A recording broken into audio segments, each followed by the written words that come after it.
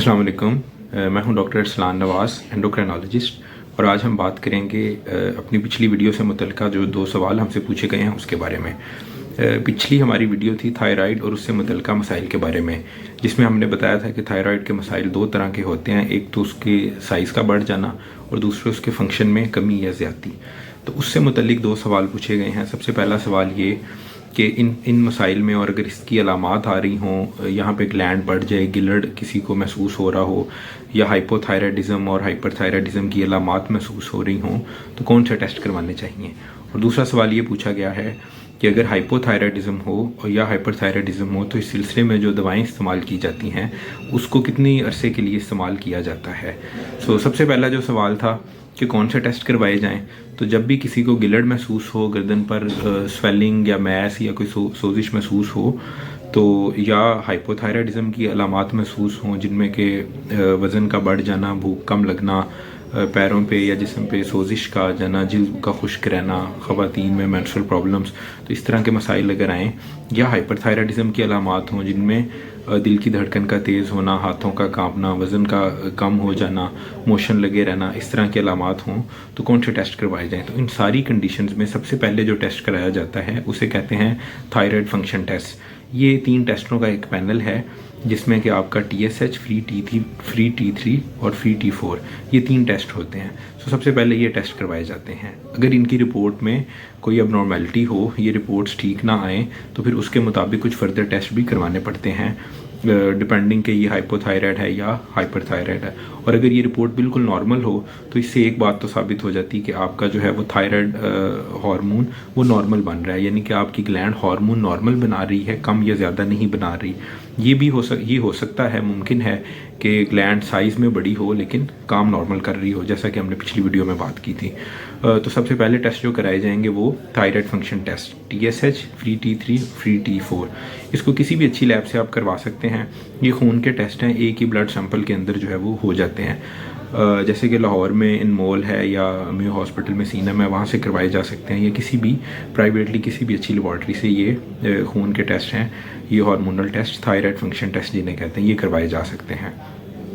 और इनकी रिपोर्ट्स देख के फिर कुछ और टेस्ट करवाने पड़ सकते हैं, और अगर ये ठीक आ जाए तो इसका मतलब है कि आपका हार्मोन लेवल्स नॉर्मल बन रहे हैं, ना कम है ना ज़्यादा हैं।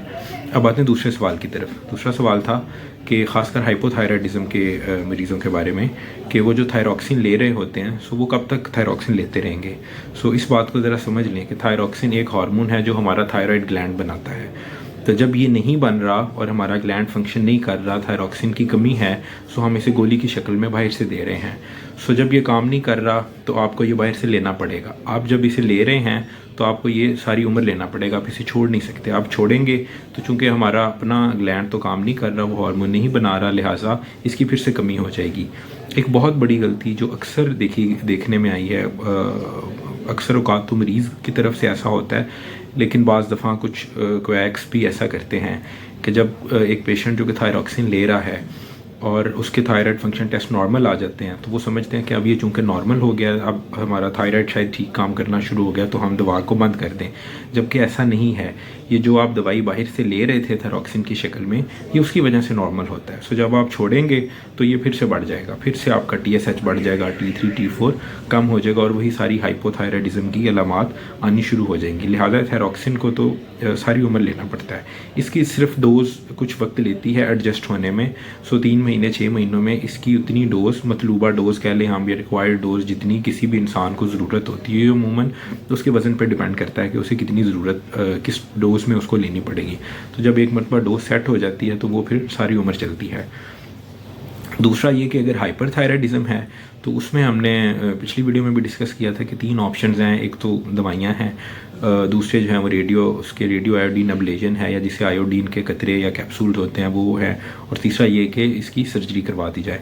तो उसकी दवाओं में जो वो लोग जो कि दवाओं को ऑप्ट करते हैं, वो लोग जो दवाइयों से इलाज कराना चाहते हैं हाइपरथायराइडिज़म का, उस केस में बहुत मुमकिन है कि आपकी दवाएँ कुछ अरसे बाद बंद कर दी जाएँ। और ये दौरानिया भी इतना कम नहीं होता, अमूमन 18 महीने से 2 साल, बाज़ मरतबा इससे भी ज़्यादा दवा आपको खानी पड़ती है और उसके बाद ये दवा बंद हो जाती है।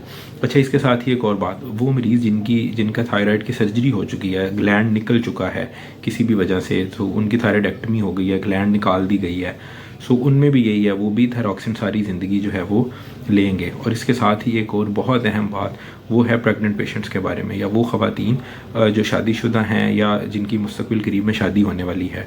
सो ऐसी बहुत सी ख़वातीन जो ऐसा करती हैं कि वो इस डर से कि कहीं ये दवाएं प्रेगनेंसी के दौरान बच्चे पे इफ़ेक्ट ना करें, वो ये थायरॉक्सिन लेना बंद कर देती हैं। नतीजतन वो हाइपोथायराइड हो जाती हैं और उनके हार्मोन लेवल्स कम होना बच्चे की ग्रोथ को अफेक्ट करते हैं। लिहाजा थायराइड लेवल्स का, थायरॉक्सिन का और ये थायराइड हार्मोन के लेवल्स का प्रेगनेंसी में नॉर्मल रहना बहुत ज़रूरी है।